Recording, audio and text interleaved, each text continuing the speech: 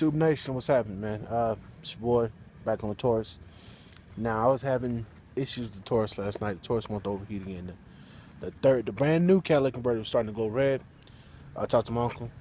He said it's dumping fuel, and he's absolutely right.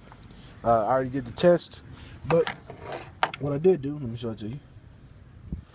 What I did do is, on my phone, I had the firing order.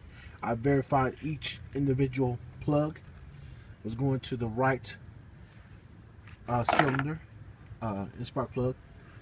Let's just say, I'm sorry, each individual spark plug wire was going to each individual, going to the right plug that's in the right cylinder.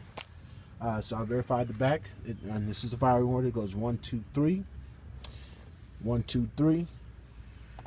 These cylinders are 4, 5, and 6, but it goes 5, 6, 4.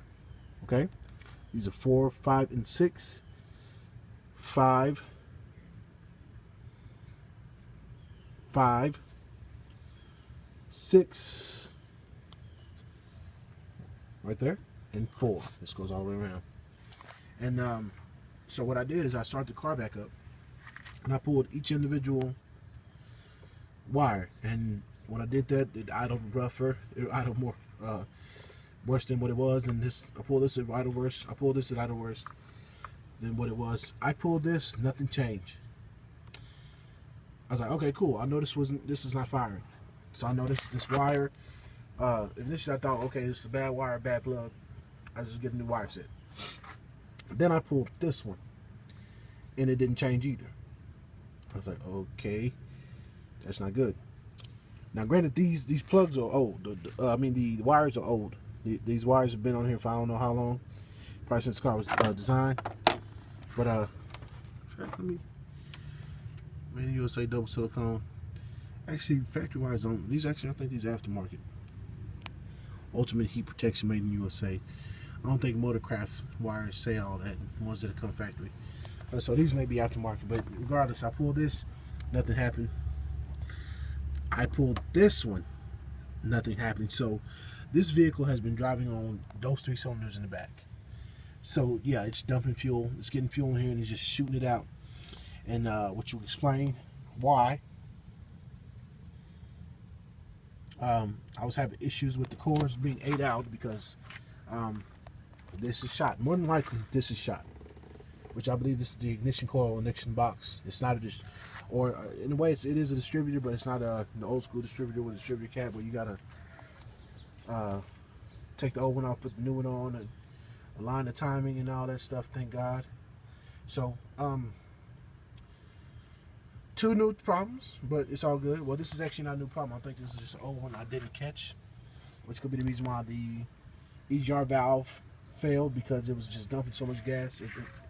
It got stuck closed because of carbon buildup, and which is the reason why a lot of the fails probably happened that failed, and involving the melting of that hard pipe right here, which I got from the junkyard because it is actually very expensive if you try to get this from Ford. And Ford doesn't always have all the parts. They actually stopped making parts for this car. I found that, like the white pipe assembly, you have to get that aftermarket. You cannot get your white pipe catalytic converter assembly from Ford anymore. They don't manufacture it. They discontinued that. So when dealing with a vehicle like this, just kind of take your time, go to basics. I didn't take my time on a lot of things.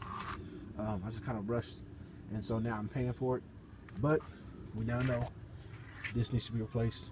These need to be replaced, and all the plugs. So we're gonna do all that. Also, I was looking. It's actually, these are not expensive. These are about $40. Your power steering pump. I want to go ahead and replace this power steering pump because this is actually from the factory.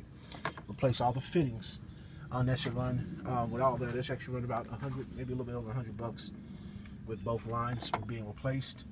That way I know the whole system running because it's leaking, but also as it's running, it's spewing power steering fluid through this little opening right here, which is the reason why this is coated. I don't know if you can see that well because the sun's shining off it. But Tube Nation, man, that's your newest update from the 2002 Ford Taurus 3-liter V6 overhead valve V6.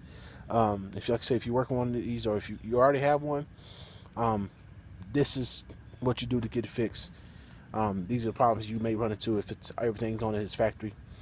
Um, if you don't have one, don't buy one. That's my suggestion. That's my honest to goodness suggestion. Because Ford has discontinued parts for these things, and certain things you can only get from Ford, like this right here, this PCV valve, from Ford only, because you have to fit over this big nozzle. I've already said it before. So if you're looking at a good older vehicle, Ford Taurus is probably not your best bet. You might want to go with, like I said, and go into the Euro market, or not necessarily Euro market, but the Asian market. Go with the Toyota or Honda Accord, and those are probably your best bet as far as overall reliability, especially if you're getting it secondhand. So that's my update, Tube Nation. I'm sweating, but I'm done already. So I'm gonna get out this hot Texas sun. Yes, I'm in Texas. I know how to get here. I'm finna go back home. I'm finna chill out for the rest of the day. Peace.